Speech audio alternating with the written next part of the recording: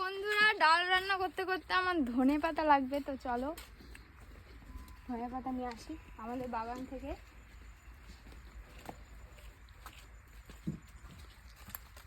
আমাদের বাড়িতে সব রকমের জিনিস পাবে, মানে সবজি জাতীয় সব রকমের জিনিস পাবে।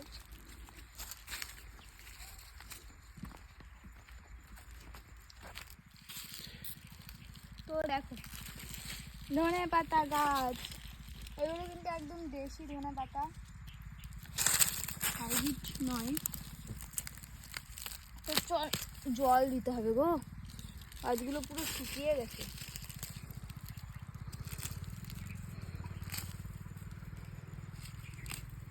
চলো এই কটাতেই হয়ে যাবে। কি সুন্দর চকচক করছে পাতাগুলো। চলো, আমার ডাল শুকিয়ে যাবে।